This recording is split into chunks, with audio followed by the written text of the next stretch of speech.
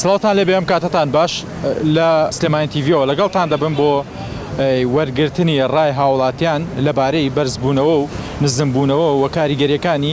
دۆلار لەسەر هاوڵاتیانی هەرێمی کوردستان. پێم باشە لەم ڕۆوە ڕای هاوڵاتیان وەرگرم تا چەند بژێوی ژیانیان باش دەڕوایە خو قرس بووە کاریگەریەکانی بەرزبوونەوەی دۆلار. لەگەڵمان بن.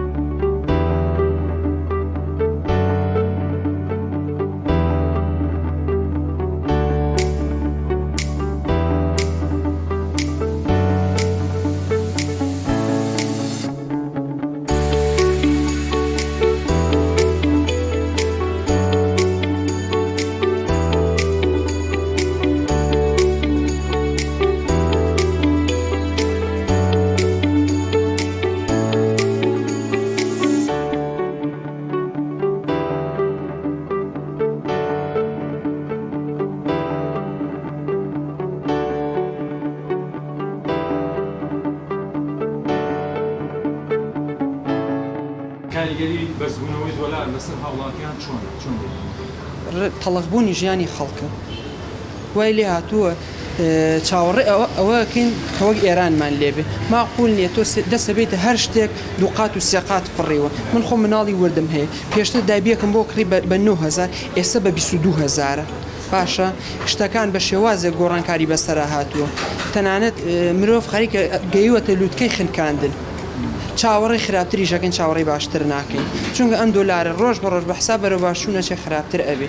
دێگەی لەولال دۆلار بەرزە لەم لا مواد گرانە ماخۆ لە ئەمڕۆ کیلۆیەک پیاس لە ئەلوا 1700 دینارە دێگەی سعری لەفە گرانەکەی مشتریەڵێ بۆ گرانە ئەی دەسەڵات هەیە ئەی بێگومانە بێ گران کرێ گران نەکرێ دەسەڵات نیە ئەبێ لابرێ ئەگەر بەم بارودۆخە بەم شێوازە بڕوا تا 4-5 مانگیتە دوکان لە سلێمانیا نامێنێت کاریگەریەکی ئێژگار زۆری هەیە لەسەری بە تایبەتی عەرەبیاڵێ دۆلار غالی ینی چی ینی دۆلار گرانە پارە نییە ئەوەی هەیەی نابێرە خەرجیکە ئەوەی نیژەتی ئەبێت دەم قوت کاتۆ بەڕووی ئاسمانە تێگەی وەزع زۆر خراپە یاڕەبی خراپتر نەبێت جاران کە وەسع خراپ و خەڵک ڕووی لە ئێران یەکرد بۆ کەسابەت گەنجێکی لە ئێران بۆ وەکوا بوو لە ئێستا لە ئەوروپا بێ ئێستا وەسعی ئێران خراپە ڕوو ئەکاتە سووریا لە ئێران خراپترە ڕوو ئەکاتە تورکیا لە ئێران خراپتر ئەی هانە بۆ کوێ ئەبیت دەرونی هاوڵاتیان ڕۆژ بە ڕۆژ تێکەچێ ئەڕووخێ جاران گەنج زەواجەکەی وەزع باشە لەولا سولفا قارمێتەوە لەولا چی مەکە بۆ مەکە هاوکاری مە ئێستا گەنج نایەنی هۆکار چییە؟ سەری گیرفانی خۆی ئەەکە ماقول لە مسقاڵی ئاڵتون بە 400,000 هۆکار چییە؟ هۆکارە تێکچوونی باری دەرونی ئینسان لەسەر دۆلار کاریگەری ئێژگار زۆری هەیە بێگومان ڕێژەیەکی بەرچاو زۆر کاریگەری هەیە لەسەر هەموو چینەکانی کۆمەلگا نەک هەر گەنج مناڵ سەیرەکەی عایلە ناڵێ مناڵی بێ بۆچی؟ لەبەر هۆکارەکان ئەمێ لەلایەکۆ بیریەکات و پارەی شیر و دایبی پێ نییە لەلایەکۆ بیریەکات و نەخۆشی مناڵەکەی ناتوانێت چارەسەرکە ئەی ئەمە هۆکارە بۆ کەمبوونی کۆمەلگا وابێ ڕۆژ بە ڕۆژ عایلە شکستێنێ ژیان لە کۆمەلگا نامێنێ هیوە خوازین بە زووترین کات چارەسەر بکرێ چونکە تێک ئەچێ وەزع تێک ئەچێ هیوادارین چاکرێن بەرزبوونەوەی دۆلار تا چەند کاریگەری لەسەر بژێوی ژیان و ژیانی هاوڵاتیانە وەڵا بەڕادەیەکی زۆر تاثیر لەسەر بژێوی ژیانی خەڵک کردووە بەنسبەت وڵاتی ئێمە لەبەرەوەی کە هەموو شتەکانمان لە دەروی وڵاتیە شی ناوخۆیمان کەمترە لەبەر هەمووی بە دۆلارە تێ بە دۆلارە بەوەرەیە بە تمەنەکەش ئێستا بە تمەن نییە بە دۆلارە اینجا ئەمە تاثیر لەسەر خەڵک کردووە اینجا زۆر کەسە من گەڵام نییە دۆلارم نییە بە هەرچەنێ بێ بەڵام تاثیر لەسەر خەڵکەکە کردووە گەڵای بێ گەڵای نەبێ خەڵکەکە شت بە گرانترە بێ بکڕێت چونکە هەموو شتەکانمان بە دۆلارە کە لە دەرەوەیە ئیتر ئەمە بازاریشی بە تەواوەتی وەسانوە یعنی معقول نییە تۆ ئەمڕۆ شتێک بە 250 لە پڕبێ بە 500 دوقات برنج لە یەکسەر زیاکە 2000 تامان حەقیەتی خەڵکە چونکە بە دۆلار ئەیکڕێ بەرزبوونەوە نزمبوونەوەکە چۆنە ینی بەرچاوە یاخود وڵای بەرچاو نییە ینی بەرچاو نییە تۆ لە پڕەمڕۆ بەرزە بێت و دابەزێت و ینی شتەکان لە حەد دەرچووە یعنی ئەمە سوکە حەسارێکە لەسەر ئێمە وەک سوکە حەسارێکە لەسەر خەڵک یعنی شتەکان گران بووە وە تاثیر لەسەر بازار کردووە بازار هەر بە تەواوەتی لە سای هەفتە دابەزیوە چونکە خەڵک ئومێدێکی بەو پارێکە پێیەت یەگەر تاثیرکە ئەگە مانگی ملیۆنی وەرگێ وەکو ئێستا 700,000 دینار وەرگێ چونکە کە شتەکانێکرێ بەگرانێکرێ لەبەرەوە دەسەگرێتەوە لەش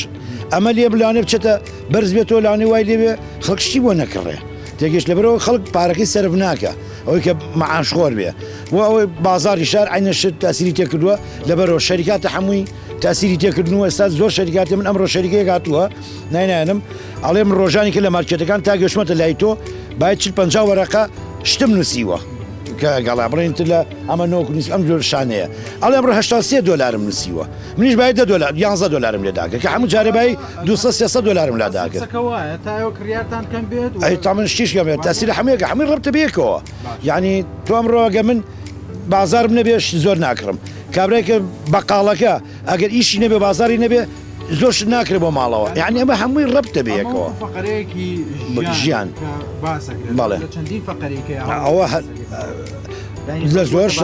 بووە بە بارقورسی لەبەرەوەی ژێ ژیانی قورس بووە لەبەرە بەعزیشتی کەمالیە نایکڕێ زۆرشی ضروریە دەگەر بکڕێ دووەمیش تۆسێک ئەمڕۆ خەڵکەکە لەلایە پاری مۆلیدە وەر ئەم مانگەنان شقاسیەکە پاری مۆلیدە بە پارەی کارەبای ڕئیسی بە یعنی من لەم دوکانەیە ئێستا یان بەڕاستی بە دارەی کارەبا ئاڵێم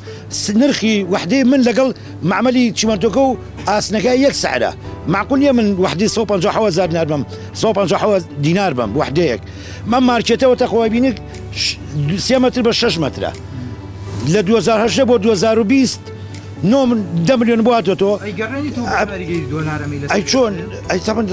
یعنی ئەوانش لەسەر زیایە اینجا هەوڵاتیش لەسەر زیایە ئێستا 11 میلیۆنی کەم بۆ هاتوۆتەوە ئێ من 6 بەڕاتمی خۆ مەکانی گەورەم نییە یعنی وحدەی دوکانێکی لا کۆڵان کەم بە تیجاری دایانێ 150 دیناری لەسەر نووسێ ئێبا تەسنیم کرایە معامل جیا بووە ماڵان جیا بووە دوکانیش جیا بووە ناو بازار یعنی ئەمە بەڕاستی تاسیرسە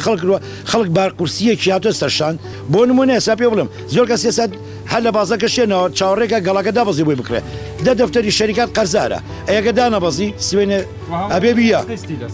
قستی لەسەرە یعنی هاوڵاتیات لێم نەڵێ گەڵاو لای لێ بکرمە وڵای بۆ قیستمەیە ئێ بڵێن بە چەند ئەگەر لام نەبێ لە بۆ بیکڕە سێکی بارگرانیش کەسە یان ئەمە لە هەموو لایەکۆ وەزی خەڵکتەکە ئەم بەرزبوون و نزمبوونەوەش نازانێت ئەمە تاکی چارەسەریەکەن ئەمە مۆزوعی سیاسیە هیچ پەیوەندی بێ شتێکەوە نییە یعنی ئەمانە ئێمە دەبێ بەرپرساریمەش بیری بێنەوە لەم ژیانی خەڵکە یعنی تێ بدەست لە بەر شت بگرنەوە ژێ ژیانی خەڵک چاکەن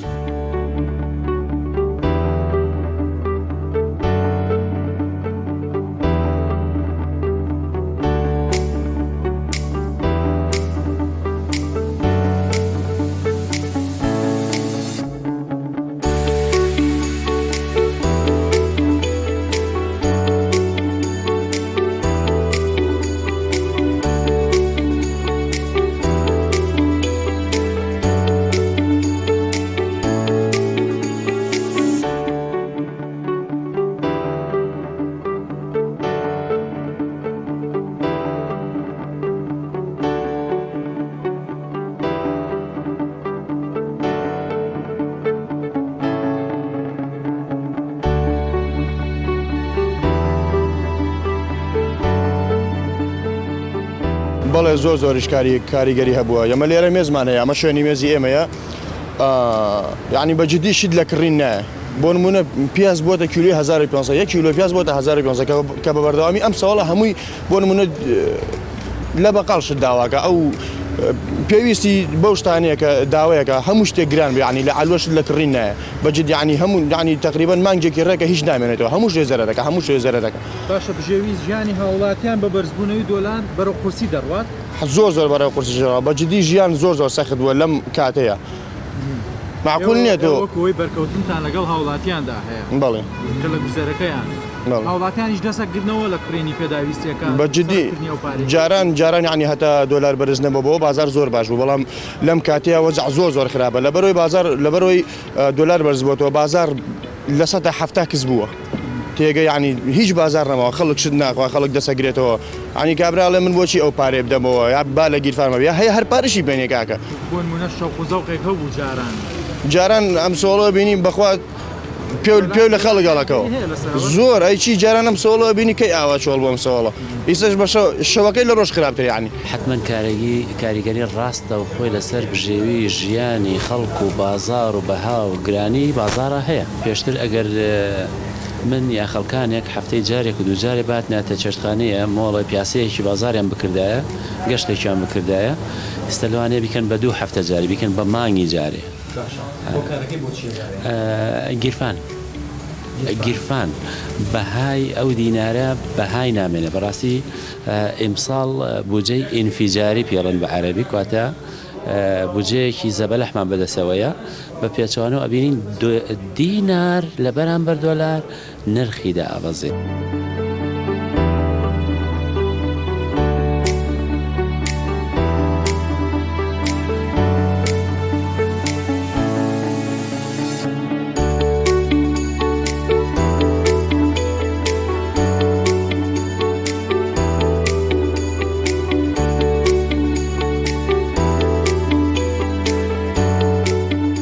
ڕای چەند هاوڵاتیەکمان وەرگرت لەبارەی بەرزبوونەوەی دۆلار و کاریگەریە دەرونیەکان و بژێوی ژیانی هاوڵاتیان دیارە بەرزبوونەوەی دۆلار کاریگەریەکی نەرێنی لەسەر ژیان و گوزەرانی هاوڵاتیان دروست کردووە و هاوڵاتیان داوایان کرد کە ئەم بار و گوزەرانە بۆیان ڕاست بێتەوە ئایا کار و کاسپێکە بەم شێوە بە قورسی بەڕێ دەچێت یاخود چی بەسەرادێت. سپاس بۆیەوە کە تاوکات بیسەر و بینەرمان بوو.